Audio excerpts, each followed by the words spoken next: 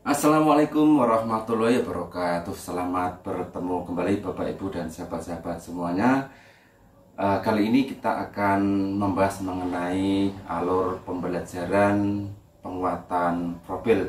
Sebagaimana kita ketahui bahwa di kurikulum Merdeka ini adalah ada pembelajaran penguatan profil pelajar Pancasila atau sering kita sebut dengan P5. Namun untuk membahas bagaimana alur pembelajaran penguatan profil ini, mari bersama ikuti video saya sampai dengan selesai.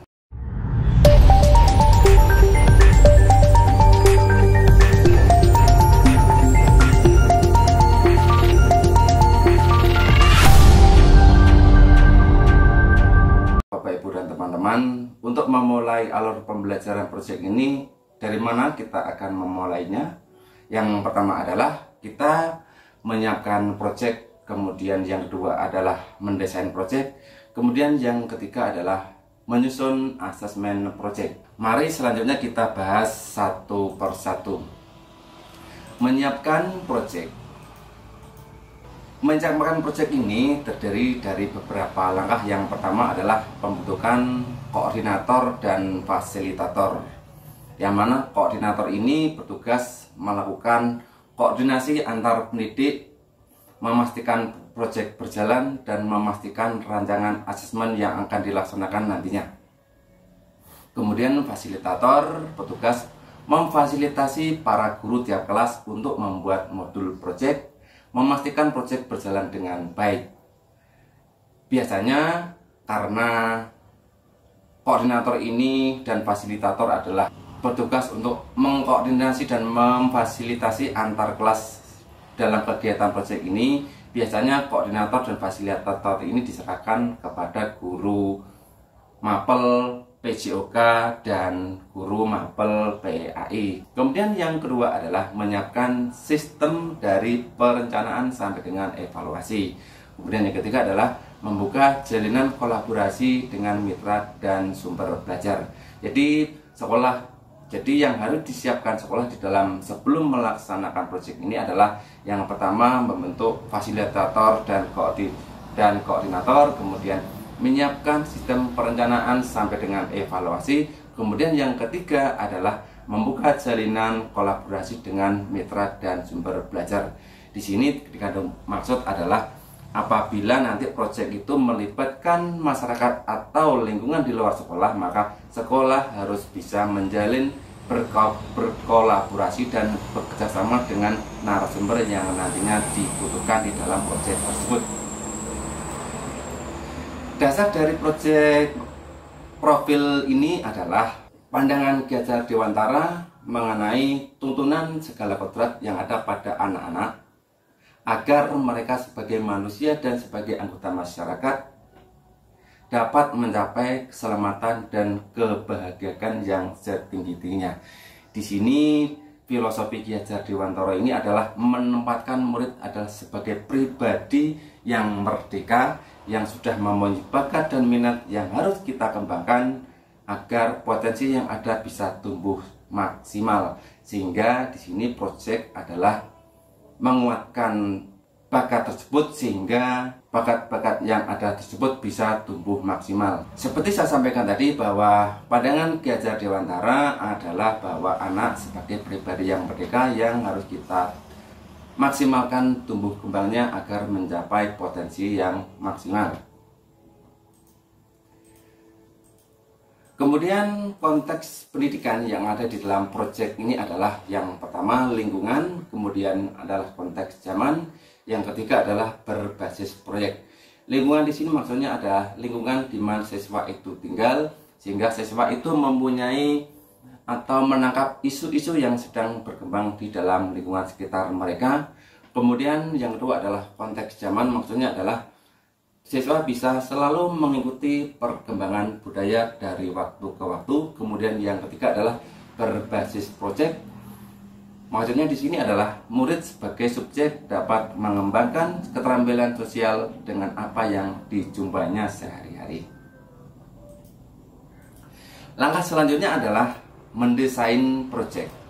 Mendesain proyek ini ada beberapa langkah yang dilakukan. Yang pertama adalah identifikasi potensi satuan pendidikan untuk mengetahui level satuan pendidikan. Jadi di sini maksudnya adalah apakah di dalam level berkembang atau sudah membudaya. Kemudian yang kedua adalah menentukan dimensi dan tema proyek profil. Yang ketiga adalah membuka jalinan kolaborasi dengan mitra dan sumber belajar. Pembelajaran berbasis proyek membawa anak pada kenyataan hidup yang dijumpainya sehari-hari. Jadi selain belajar di sekolah juga di lingkungan sekitarnya. Seperti saya sampaikan tadi bahwa anak selalu mengetahui isu-isu yang saat ini berkembang di lingkungan sekitarnya. Dalam pembelajaran proyek ini diharapkan ada perubahan ekosistem pendidikan yang mencakup kesatuan sumber-sumber pembelajaran di sekolah maupun yang ada di luar sekolah. Ada 3 hal yang dilaksanakan. Yang pertama adalah membangun budaya satuan pendidikan yang mendukung pelaksanaan pendidikan penguatan karakter murid. Di sini harus ada kebiasaan baru para guru, pemangku kepentingan untuk menerapkan nilai-nilai kebaikan dan keutamaan dalam pembelajaran kontekstual berbasis proyek. Kemudian yang kedua adalah memahami perubahan peran dari setiap pihak pemangku kepentingan.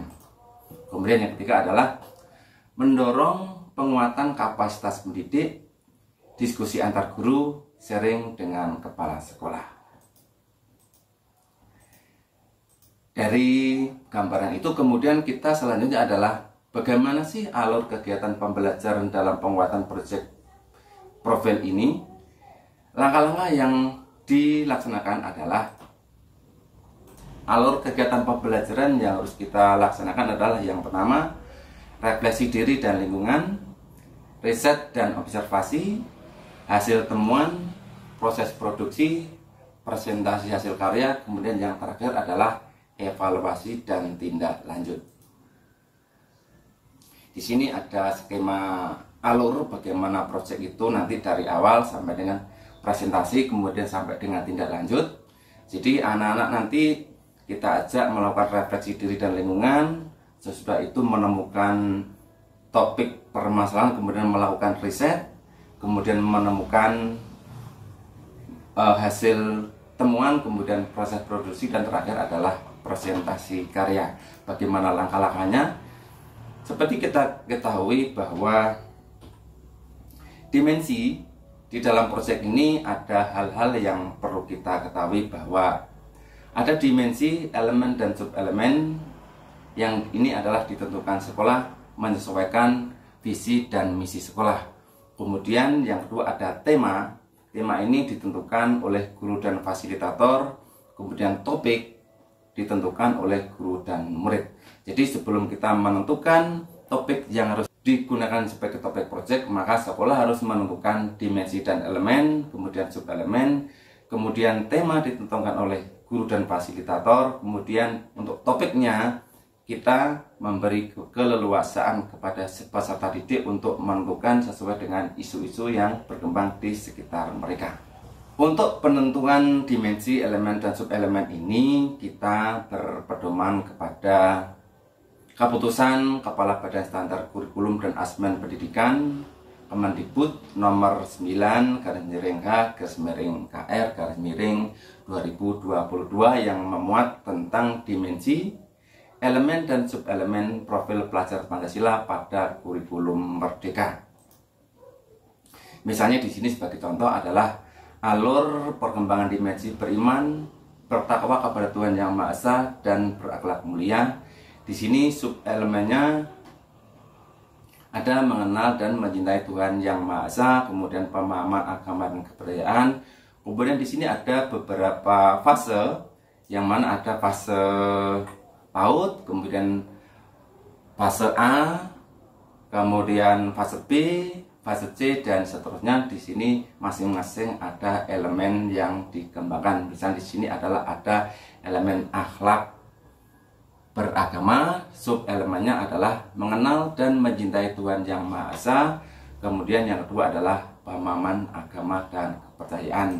Contoh yang kedua misalnya adalah alur perkembangan dimensi mandiri. Sebagai contoh ini saya ambil adalah elemennya di sini ada akhir fase PAUD dan anak, kemudian ada fase A yang terdiri dari kelas 1 dan kelas 2, kemudian fase B ada kelas 3 dan keempat dan seterusnya. Di sini ada elemen, kemudian ada sub elemen. Jadi di sini adalah sebagai pedoman bagaimana kita nanti menentukan proyek yang akan kita laksanakan di sekolah kita.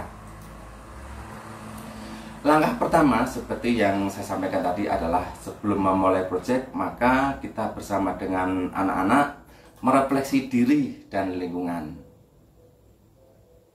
Yang mana refleksi ini adalah proses di mana peserta didik mengenali lebih dekat diri dan lingkungannya dan memiliki sensitivitas dan rasa penasaran dalam menggali pengetahuan.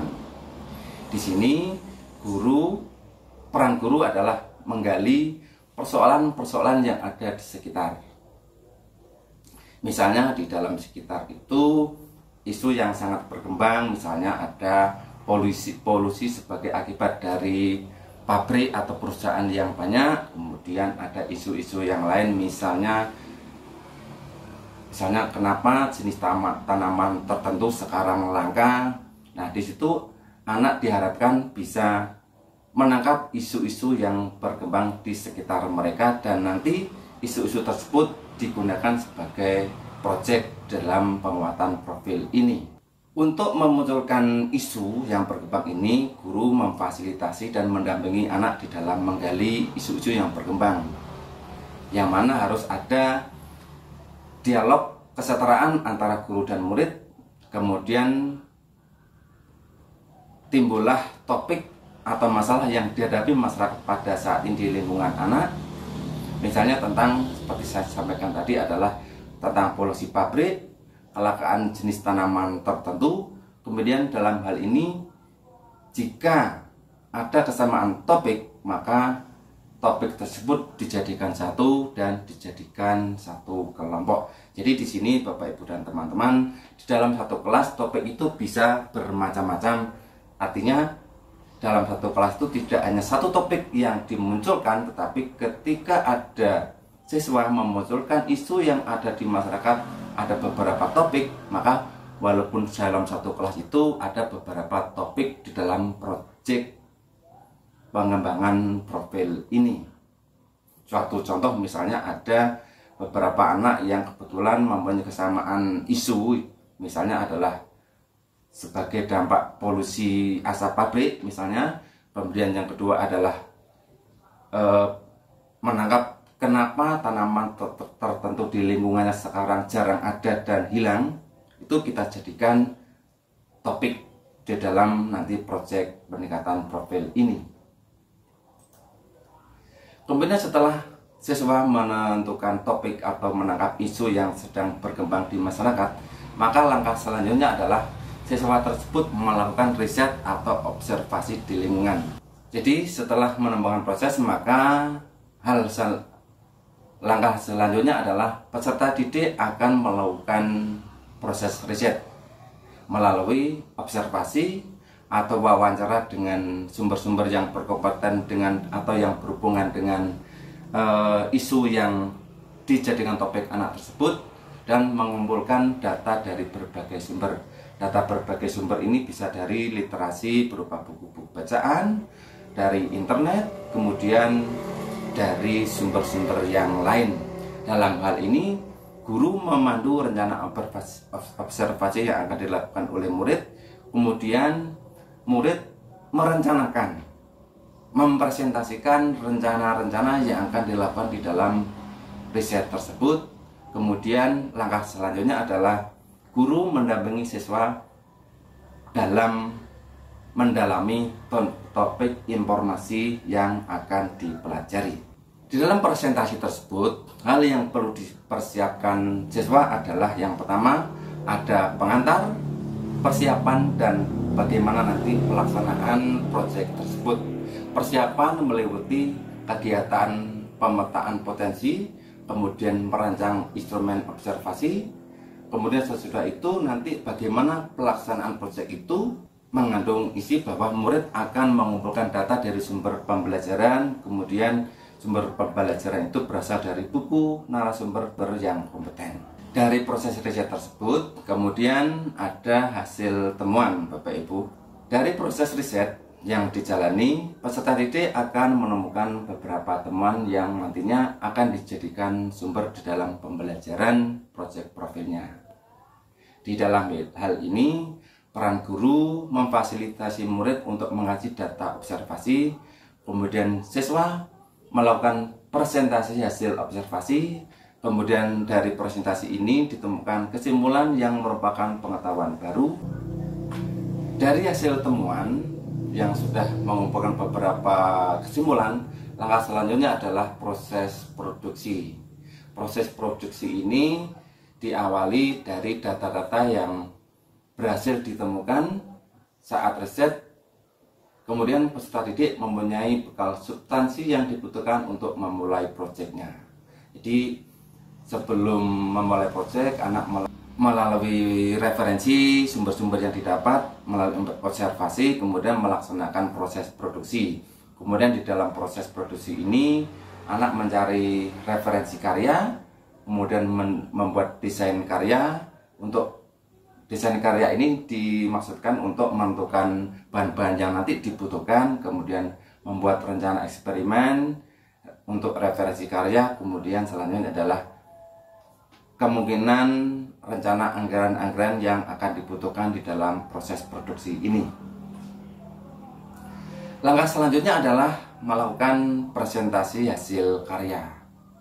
Presentasi hasil karya ini dilakukan untuk melihat sejauh mana proses pembelajaran yang sudah dilakukan murid dan sejauh mana perkembangan karakter. Diperlukan untuk memberikan umpan balik terhadap murid. Pada posisi ini, guru harus menjadi mentor, konselor, sebagai pembimbing yang bisa diajak komunikasi dan konsultasi oleh murid. Tiga perubahan dasar sikap guru dalam mendampingi murid adalah menempatkan murid sebagai mitra dialog, membangun komunikasi yang memberdayakan murid, kemudian fokus menggali potensi murid. Jadi transformasi guru yang diharapkan adalah peran sebagai mentor, sebagai konselor, sebagai fasilitator, sebagai narasumber, dan sebagai coach di dalam proyek yang dijalankan oleh murid. Dari berbagai alur yang sudah dijalankan murid, maka langkah selanjutnya adalah mempersiapkan pameran publik. Pameran publik ini nanti menampilkan hasil-hasil dari proyek yang sudah dilakukan oleh siswa di dalam isu-isu yang sudah dijadikan proyek murid. Persiapan pameran publik ini meliputi pameran berupa gambar, poster, atau miniatur kegiatan disertai jurnal kegiatan harian. Dalam hal ini, guru dan undangan memberi umpan balik. Nah, umpan balik inilah yang digunakan sebagai penilaian atau asesmen di dalam proses proyek profil ini. Dalam persiapan pameran publik ini, siswa harus melakukan presentasi hasil karya, yang mana kegiatan ini untuk menyampaikan hasil belajar sebelum pameran dilaksanakan, yang dihadiri oleh undangan guru, narasumber di dalam proyek tersebut. Langkah selanjutnya adalah menyusun asesmen, yang mana asesmen ini harus secara prinsipnya harus utuh dan menyeluruh, yang terdiri dari asesmen formatif, dimulai dari tahap awal, yang mana tahap awal ini meliputi tahap eksplorasi, mencakup tahap refleksi, menentukan topik, observasi sampai dengan tujuan. Kemudian di tahap produksi juga ada asesmen, yaitu dimulai dari penentuan ide karya, uji coba, rencana produksi sampai dengan produksi. Kemudian yang pada tahap akhir adalah tahap pameran karya, yang memberi umpan balik bukan hanya guru, tetapi juga narasumber, orang tua, dan teman sesama murid. Kemudian Tidak lupa ada jurnal yang memuat proses kegiatan sebagai data asesmen perkembangan kemampuan murid. Asesmen pembelajaran proyek harus mempunyai fungsi dan tujuan, harus mengacu kepada fungsi dan tujuan, prinsip dalam pembuatan alat atau instrumen asesmen, kemudian cara pemanfaatan asesmen tersebut. Pada saat presentasi yang dihadiri oleh guru, presentasi tersebut harus memuat latar belakang, penjelasan tentang proses riset dan penemuan ide karya, proses eksperimen dan produksi karya, refleksi peserta didik atas proses proyeknya. Kemudian ada juga asesmen pihak lain dilaksanakan pada pameran karya. Pihak lain tersebut memberikan umpan balik dan umpan balik tersebut dicatat guru sebagai bahan dalam asesmen atau penilaian, yang mana prinsip asesmen tersebut adalah menyeluruh, fokus kepada proses, sesuai dengan konteks sekolah, bermacam cara, dan melibatkan murid. Yang terakhir adalah rencana tindak lanjut. Rencana tindak lanjut ini memfasilitasi praktek baik yang sudah dimiliki, kemudian mencakup rencana penguatan jejaring kerjasama dengan pihak yang terlibat. Jadi itu adalah alur-alur dalam pelaksanaan proyek. Jadi Bapak Ibu, itulah bagaimana kita akan memulai alur atau proses pembelajaran penguatan profil, yang mana langkah yang kita utamakan adalah menyiapkan proyek, kemudian mendesain proyek, kemudian menyusun asesmen proyek. Dari paparan yang saya sampaikan tadi Bapak Ibu, bahwa secara garis besar bahwa alur kegiatan pembelajaran ini dimulai dari refleksi diri, yang mana refleksi diri ini guru memandu siswa untuk menentukan isu yang ada di masyarakat untuk menentukan proyek. Kemudian sesudah proyek ditemukan, siswa itu melaksanakan riset atau observasi, yang mana observasi itu nanti mereka berliterasi menemukan sumber-sumber pembelajaran yang mendukung isu yang didapat. Selain itu juga menemui ahli atau pihak-pihak yang berkompeten dengan isu yang didapatkan. Kemudian dari observasi itu menemukan sebuah kesimpulan. Kemudian dari kesimpulan itu siswa melakukan proses produksi. Kemudian sebelum ada pameran karya itu, siswa melakukan presentasi hasil karyanya atau hasil observasinya atau hasil proyeknya. Kemudian yang terakhir adalah sekolah melakukan evaluasi dan tindak lanjut. Jadi proyek penguatan profil ini di dalam satu kelas tidak hanya satu proyek yang ditemukan oleh anak, tetapi bisa beberapa kelompok dan beberapa isu yang berkembang di masyarakat. Baik, itu yang bisa saya sampaikan, mudah-mudahan bermanfaat. Terima kasih. Assalamualaikum warahmatullahi wabarakatuh.